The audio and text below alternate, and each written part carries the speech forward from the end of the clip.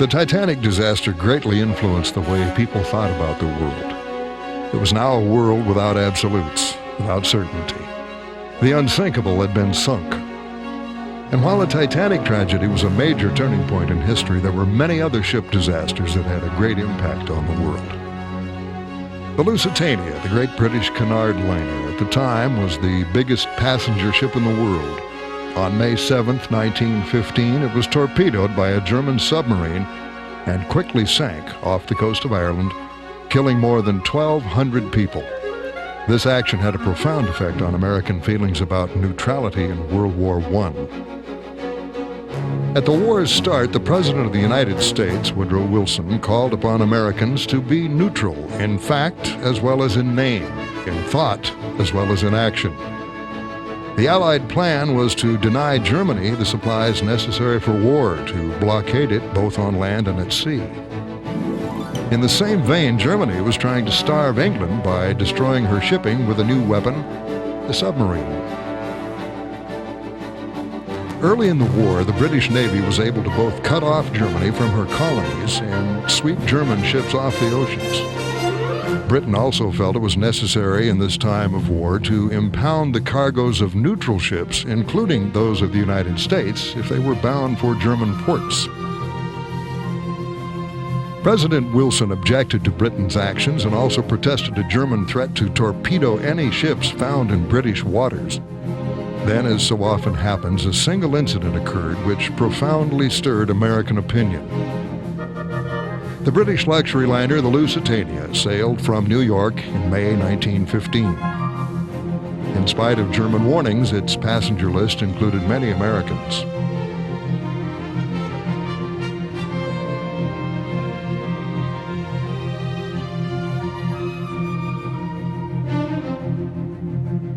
A German submarine sighted the Lusitania off the coast of Ireland and fired.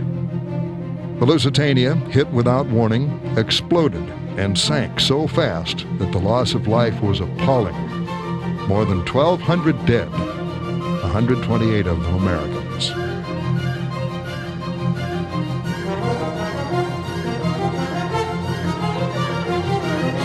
American reaction was overwhelmingly intense. The New York Times accused the Germans of making war like savages drunk with blood.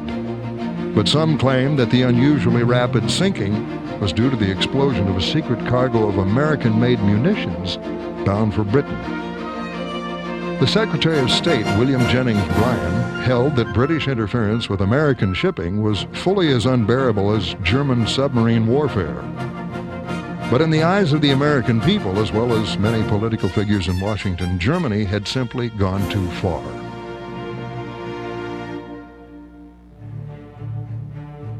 In a move that further antagonized the American people, Germany decided to risk a renewal of unrestricted submarine warfare. This violation of traditional international law was undertaken with full knowledge that it might cause a break and a possible war with the United States. American sentiment turned completely against Germany, and there was no turning back. The sinking shocked the American populace to its core, and war sentiment grew to a crescendo. World War II was also foreshadowed by the sinking of a ship. As the USS Panay was trying to escape the spreading war around the Chinese nationalist capital city of Nanking, it, like the Lusitania, was hit without warning. The swift Japanese advance on China's nationalist capital paved the way for the tragedy of the Panay. With Shanghai captured, the invaders pushed westward with amazing speed and were soon pouring shells and air bombs into Nanking. The defenders fought on, ignoring the Japanese ultimatum calling on them to surrender.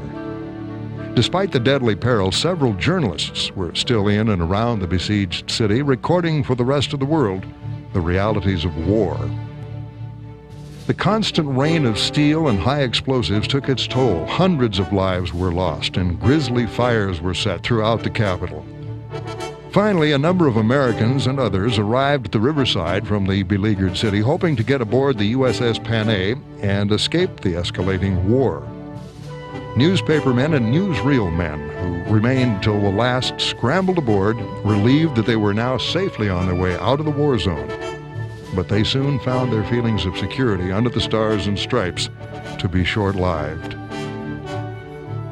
The men aboard the Panay thought, at least for the time being, that their days and weeks of living and working through the hardships of war were behind them. The Panay was clearly flying the American flag, and because the United States was not directly involved in the war, the U.S. flag meant that the Panay was a neutral ship, and neutrality equaled safe passage through the perilous waters of the Yangtze River. After taking on its passengers, the U.S. warship set out down the river, barely noticing the Japanese planes flying overhead. Suddenly, the planes flying overhead made their move. The ship was hit quickly, bombed without warning by the Japanese Navy planes. The crew of the Panay was called to their battle stations and tried to ward off the Japanese planes against the sudden, unwarranted attack. Team gunners went into action and bravely fought for their ship. The captain was wounded, along with many others, but whatever the cause of the unmerciful attack, the Panay men fought to the end. More bombs were falling from the sky, barely missing the ship, yet the men carried on. The end was near. But even so, the men stayed at their guns, fighting not only for their ship, but for 3 Standard Oil Company steamers loaded with refugees that were also under attack nearby. Men who only minutes ago were relaxing in their bunks now found themselves plunged into a battle for their lives. Finally, the abandoned ship command was given and the wounded men were taken off first. The men raced to deploy the lifeboats and escape as the Panay started to slowly sink into the murky river. Even then, the passengers and crew of the Panay were not safe as the Japanese planes swooped down and tried to machine gun the lifeboats. Just to get the wounded men ashore took heroic actions by the crew. It was a race against time as the ship, torn and battered by an unsuspected enemy, would not stay above water much longer. In one of the last boats to leave the ill-fated ship, this cameraman was able to film the final moments of the gallant United States warship. Minute by minute, the Panay neared her end as she rapidly took on water and settled lower and lower.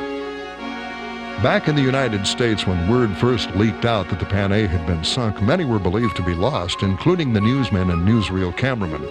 But most were very much alive on the banks of the Yangtze, photographing and documenting the wounded and dying survivors of the Panay. Of the 60 aboard the ship, 27 had been hit. Of that 27, 2 died and 8 were seriously wounded. Painfully, the survivors made their way down the Yangtze to Shanghai. From there, the crew and passengers of the ill-fated Panay were able to get themselves safely out of the war-torn area. The spectacular on-the-scene film traveled to Manila by American destroyer, and then from Manila by Pan Am flying boat to Washington, D.C. There, the footage was screened for President Roosevelt and the Secretaries of the Army and Navy. The footage was politically explosive, and although the sinking of the Panay wasn't on the same level as the sinking of the Lusitania, it still had an effect on the way American perceptions were formed about Japan. The Panay incident also foreshadowed the worst act of war against the United States in its history, the attack on Pearl Harbor, only 4 short years later. Ship disasters not only create enemies, sometimes they create heroes. One of the most famous of these heroes was the captain of the Flying Enterprise, Kurt "Stay Put" Carlson. The event that put Captain Carlson in the limelight started when a vicious storm in the North Atlantic caught an American freighter in its grip. The freighter, Flying Enterprise, had taken a terrible pounding. Captain Carlson gave the order to abandon ship, and the 40 crew members and 10 passengers got off safely. But Captain Carlson staunchly refused to leave his vessel, thinking that if he could just keep her afloat, he might be able to get her safely to a port. For 13 days, he stayed with her until a rescue ship arrived. The tow cable was shot to the floundering ship, but the cable snapped just 21 miles from Malmö, England. Now listing at an 80-degree angle, the ship remained in the custody of her heroic skipper, Kurt Carlson, who clung to his post through days and nights of howling winter gales. To get down to the traffic lane where I had a chance of being picked up by boats on the and we were doing all right till the following day. when a second hurricane came up, a second cyclonic storm with also force 12, and there was some terrific mountains of seas there. I don't know if you were in the same one, but it was nothing but seas and water all over the place. And you realize with a broken ship I could not steer. But safe harbor for the Enterprise was not to be. Within 30 miles of the British coast, after the tow line had snapped, the sea struck with renewed fury. At times, she heeled over almost horizontally. The end was near, and Carlson was forced to leap to safety moments before the flying Enterprise made its final plunge to the ocean's bottom. But the world loved the captain's courageous effort to save his ship. His wife and 2 daughters looked on proudly as Captain Carlson got a hero's welcome in his adopted home of New York City. As Captain Carlson discovered, weather has always been one of the greatest threats to ships. The weather struck again against the tanker Fort Mercer. It's being towed into Newport, Rhode Island, ending days of terror and heroism on the stormy Atlantic.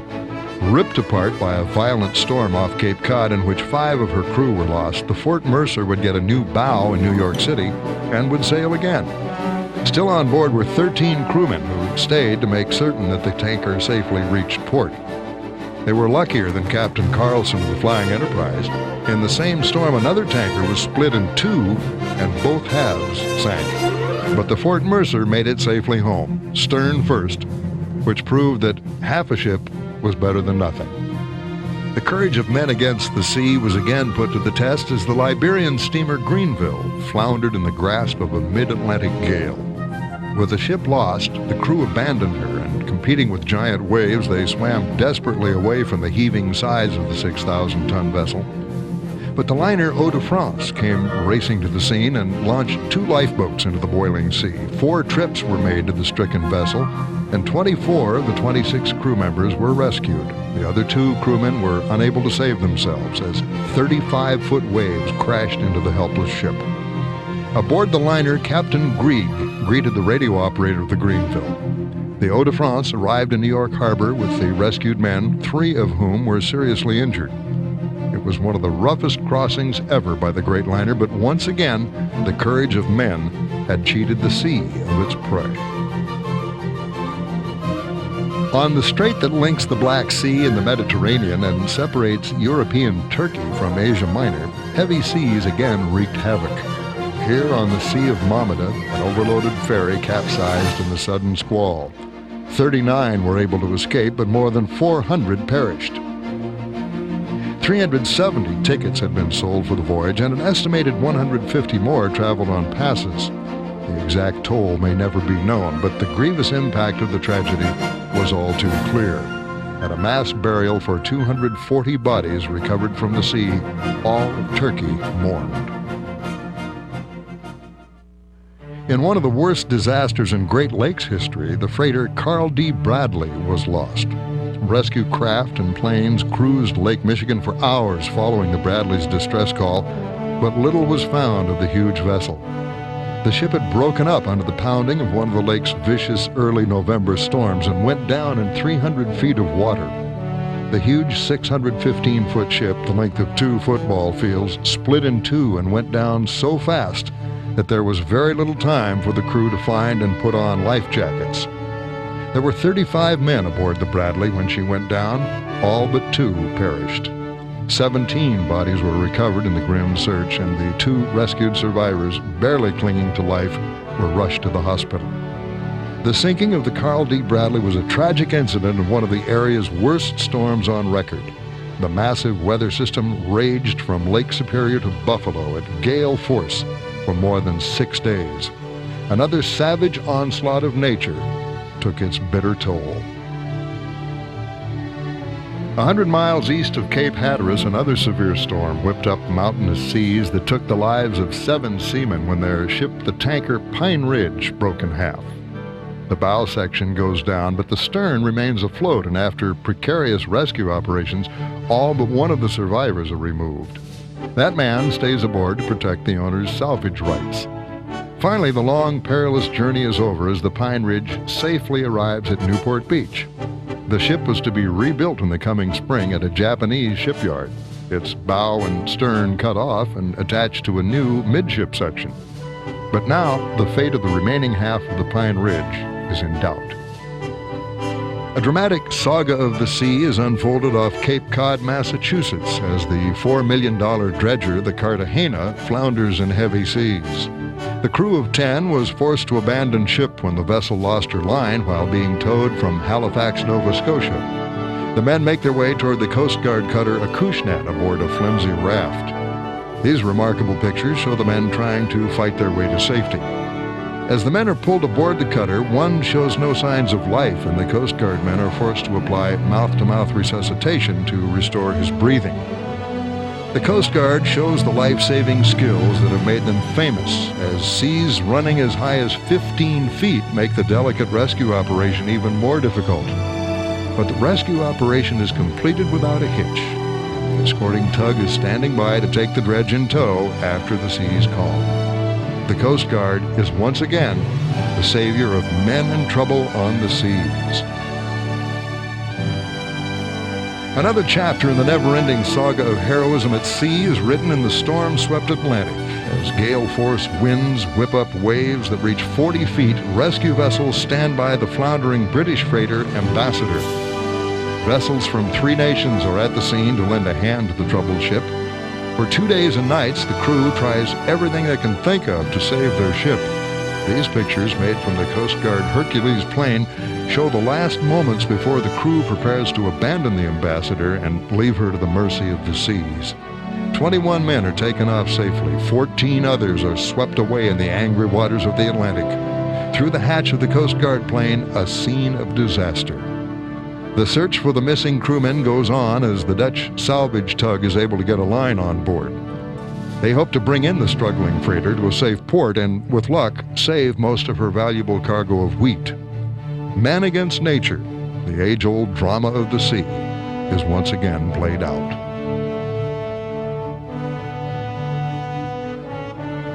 And the drama unfolds once again as the worst autumn storms of the century take a heavy toll on both property damage and lives, but shipping has been especially hard hit.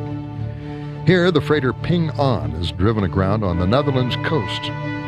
The crew tries desperately to get lifeboats in the water. Again and again, they battle against gale-force winds and heavy seas, but finally they're able to get a boat safely launched and they scramble down the side while, on the beach, worried spectators watch their race against death. Thankfully, every crew member is brought safely ashore. Now, attempts will be made to refloat the freighter, a victim of Europe's worst storm in many decades.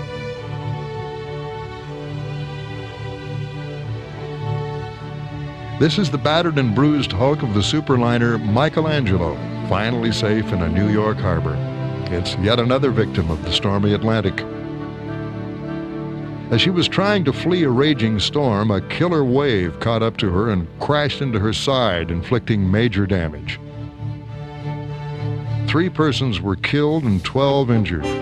Crowds attracted to the dock are amazed at the heavy steel plating torn like paper and a huge section of the side caved in. Lifeboats were ripped apart by the great wave, and a gap in the ship under the bridge allowed seawater to pour down the companionways. It was in this demolished stateroom that 2 persons lost their lives when the great wave struck. Emotional relatives and friends are on hand as passengers debark. Kisses and hugs for the survivors, thankful that their ordeal is over. Although the weather takes a huge toll on many ships that get caught in her grasp, there are even more that go down as a result of human error. One of these disasters, revealed through a murky dawn, could have easily been the greatest tragedy in sea annals. In dense fog 45 miles off Nantucket Island, the luxury liner Andrea Doria lies wounded on her side after a major collision with the Swedish liner Stockholm. The Andrea Doria had a 45-foot gash ripped in her side as the Stockholm's icebreaker bow knifed into her. The bow of the Stockholm is completely smashed as she limps back into New York, but she's still under her own steam and carrying 500 of the Andrea Doria's survivors, in addition to her own 550 passengers and 500 crew. Rescue vessels in one of the busiest transatlantic shipping lanes were quickly on the scene, preventing an appalling loss of life. 4 are known to have been killed outright in the disaster. The seriously injured are flown by helicopter to Nantucket, among them an 8-year-old girl. The end is near for the 29,000-ton vessel, which cost $29 million to build, as the belongings of her 1,134 passengers are strewn across the sea. As a Coast Guard cutter stands helplessly by, the proud liner is nearing her final moments a full 11 hours after the tragedy. $1 million worth of modern Italian art is among the casualties going down with the Andrea Doria. As though reluctant to die, she lies awash for minutes before the death blow is dealt. Meanwhile, into New York Harbor steams the Eau de France with 758 survivors. During the massive and heroic night rescue, many of the victims were separated from their families while being rescued by one of the 5 ships. But this large family group was lucky and remained together. Among the many heroes is Captain Raoul de Baudin of the Eau de France and his radio operator. The less seriously injured are rushed to New York hospitals, while the bewildered and stunned but thankful survivors stream down the gangplank after a night of horror. Anxious relatives and friends, filled with dread, crowd the dock and wait for their loved ones. A disaster aid station has been set up. Mother and child happy once again to be on dry land, but many of the survivors are still in a state of shock after the frightening, grinding impact of 48,000 tons of steel colliding. On the pier, relatives of the 1,600 passengers seek their loved ones, not knowing on which rescue ship they are arriving. In the end, it seems like a miracle that 2,500 persons were able to cheat the sea of its prey. Unfortunately, there were no miracles to be found aboard the aircraft carrier Wasp as she limps back to American shores after the worst peacetime disaster in modern naval history. While on maneuvers in the mid-Atlantic, the 32,000-ton flat top plowed into the escorting destroyer Hobson, which sank in 4 minutes. Of the 236 crew members on board, only 61 were able to be rescued. The Hobson's commander, along with 135 of his crew, perished. Injured men were transferred from the destroyer Rodman to the Wasp. The incident took place while night maneuvers were being conducted, and as the Wasp turned into the wind to take aboard her planes, she sliced through the 1,600-ton destroyer, breaking her in 2 and sending her quickly to the bottom. The collision also ripped a 75-foot hole in the bow of the Wasp, and under reduced speed, she proceeds to port, her gaping bow mute testimony to the force with which the Hobson was sent to her doom. Aboard are 61 survivors of the crash that cost the lives of 176 men, the result of our worst peacetime naval disaster in history. The injured among them are taken off first and rushed to waiting hospitals. For the others come reunions with family and friends who lived through the trial and tribulation of waiting for word that their loved ones were among those rescued. In the misty early morning hours, one of the most dramatic sea collisions in history occurs. The North Sea ferry Duke of York is cut cleanly in half after being struck by an American oil tanker. The Duke of York's captain and crew, with help from the crew of the Haiti Victory, performed heroically in taking 500 passengers and crew members aboard the crippled tanker, whose bow was badly damaged by the impact. The Haiti Victory was bound for Brabant. The rescued were brought ashore in Harwich, and most of them, miraculously, none the worse for their nightmarish ordeal. The seriously injured are brought in on stretchers to be taken to waiting ambulances. Some survivors took to the lifeboats later to be picked up by rescue ships. But even with the grim nature of the horrific collision, the final death toll was held mercifully to only 5.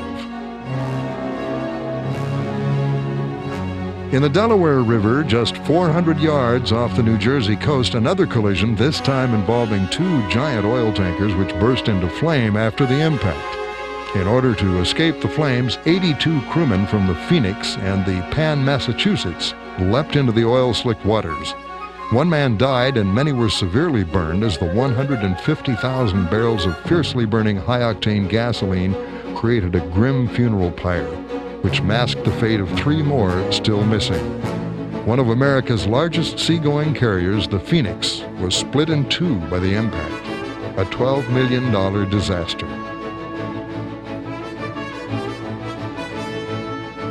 With nearly 30 feet of her bow ripped away in a collision with the outboard Jacob Lugenbach, the freighter Hawaiian Pilot limps into San Francisco Harbor. The other ship, heavily damaged, sank, but rescue work by the injured Hawaiian Pilot saved all 49 lives aboard to mitigate disaster. Few are seriously hurt, but many are injured. It's an unexpectedly happy landing for the relieved men who just a short time ago were taking to the lifeboats after one of the most spectacular ship collisions of the year. This Navy gasoline tanker, the Mission, was cut squarely in two and lies in the shallow water of the Delaware following a collision with a freighter and an ensuing explosion, which could be heard in Maryland 40 miles away. At the time these pictures were made, 9 of the crew members, including its captain, were missing. The freighter, the Elnut II of Liberian registry, also caught fire but was beached and the flames were brought under control.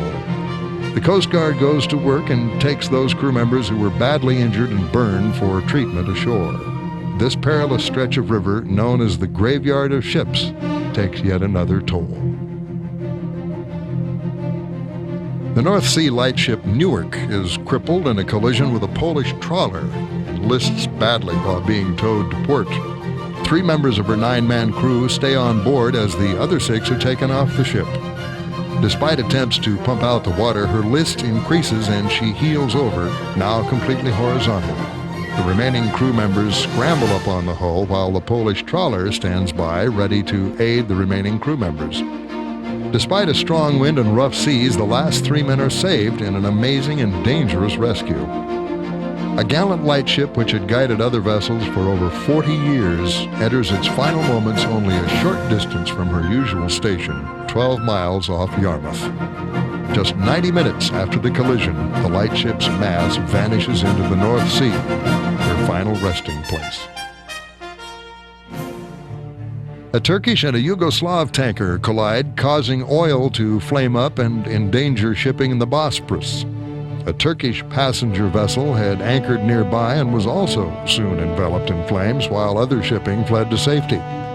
The death toll reached 61, while another 47 are burned or injured in the Holocaust, as 3 ships go up in flames together. The disaster caused a massive marine traffic jam in one of the busiest Middle Eastern ship lanes just outside Istanbul. But explosions and fires aboard ship can also be caused by other influences besides collisions.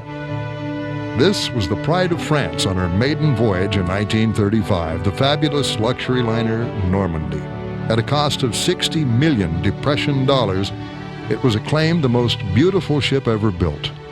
In 1942, as New York workmen were converting the Normandy into a troop transport, a spark from a blowtorch set a pile of life preservers on fire. Soon she lay on her side, her days of glory in the past, her future a junkyard. In the usually peaceful San Francisco Bay, flames are shot hundreds of feet into the air as 2 oil tankers mysteriously explode while docked. Almost 4 hours after the initial blast, the Victor H. Kelly is still in flames.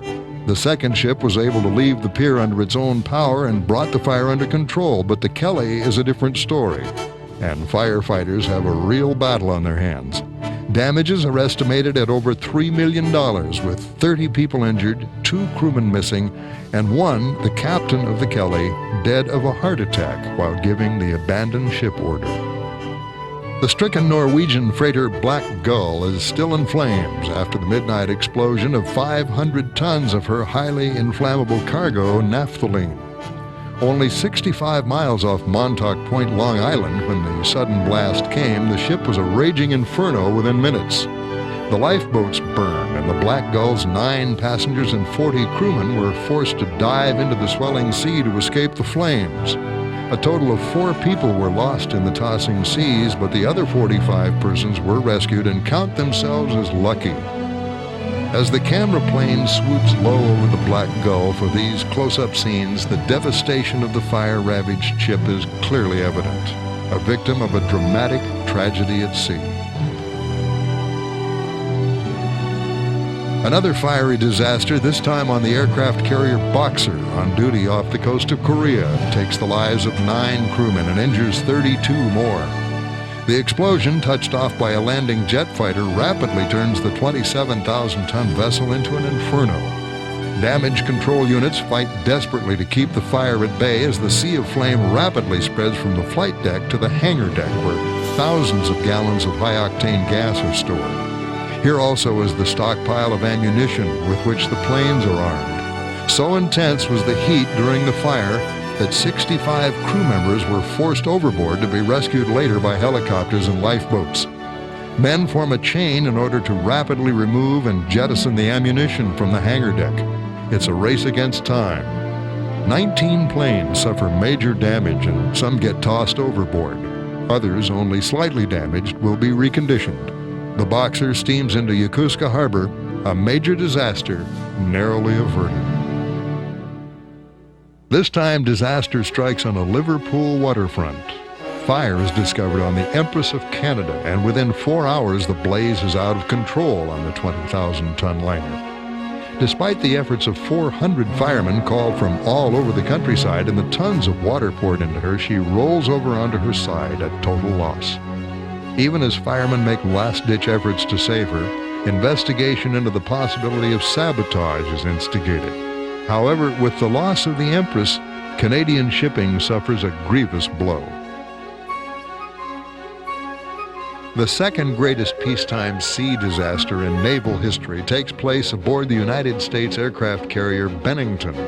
Blasted in flames, here she limps into Quonset Point, Rhode Island, and the dock becomes a temporary receiving station for the 91 dead and 201 injured. A sudden, unexplained explosion trapped hundreds of men below deck and turned Big Ben, as she is known in the Navy, into an inferno 70 miles offshore. Many of the victims were caught unaware when the blast and sheet of flame suddenly engulfed them while at breakfast in the officers' wardroom.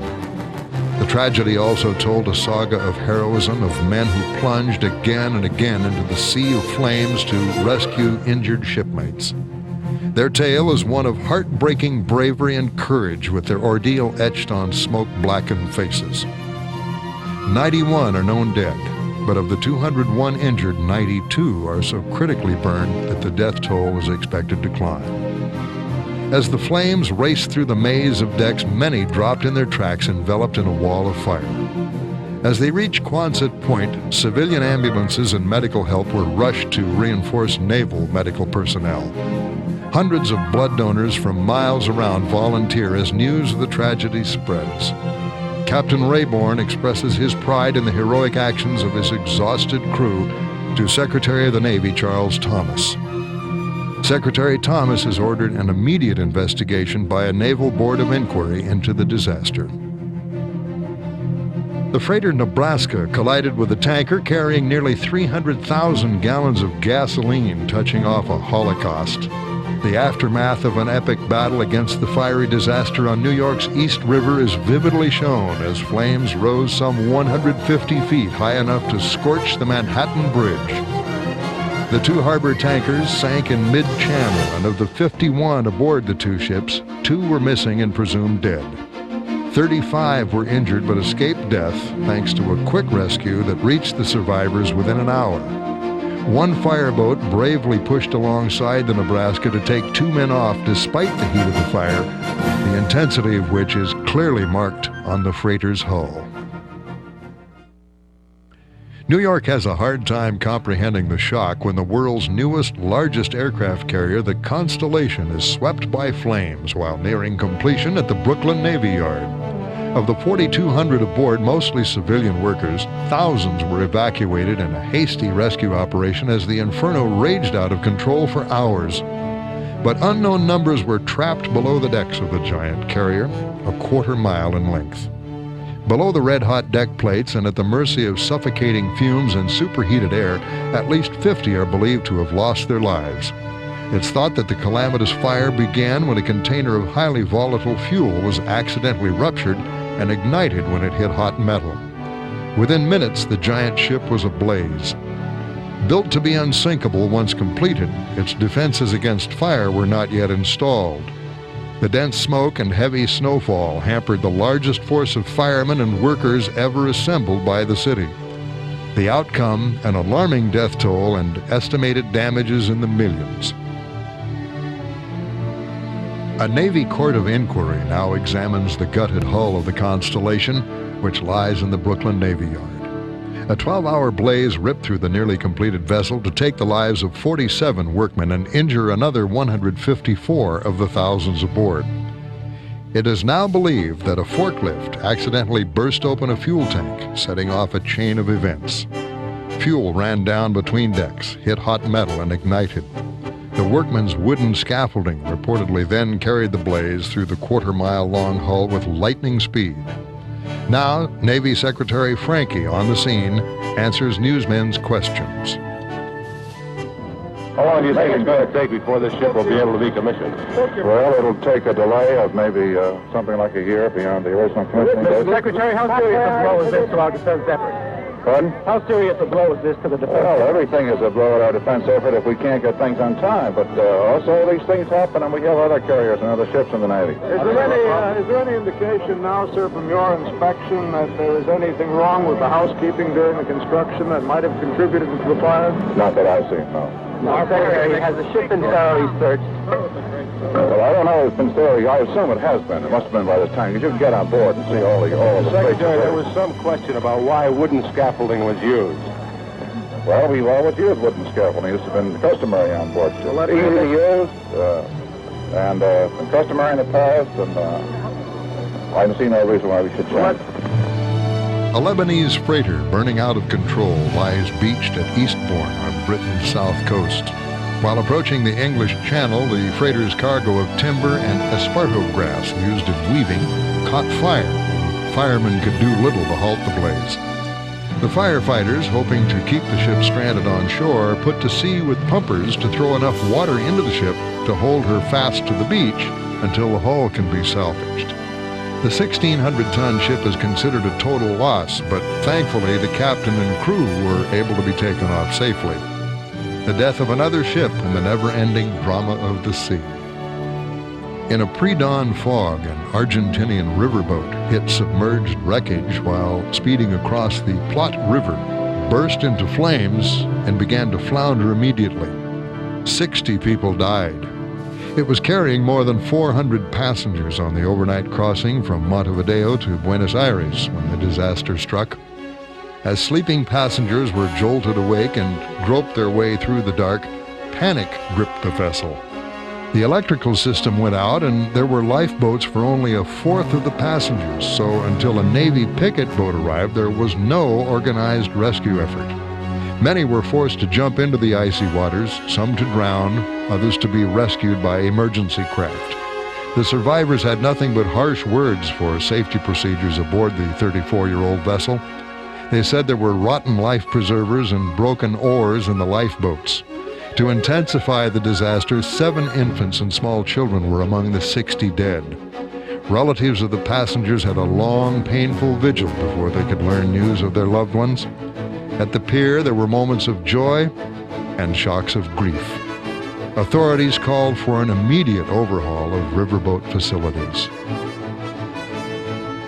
In yet another fire at sea, rescue vessels arrive in Nassau, the Bahamas, with survivors. They were passengers on a vacation cruise aboard the Yarmouth Castle en route from Florida to Nassau when a sudden fire raced through the boat in the midnight hours. The Yarmouth Castle quickly burned and sank. These are the lucky ones. More than 460 passengers and crew were saved by air and sea rescuers after the fire aboard the Yarmouth Castle, an amazing example of a superbly coordinated rescue effort. The rescued passengers told stories of panic aboard the 38-year-old vessel and the lack of lifeboats and firefighting equipment.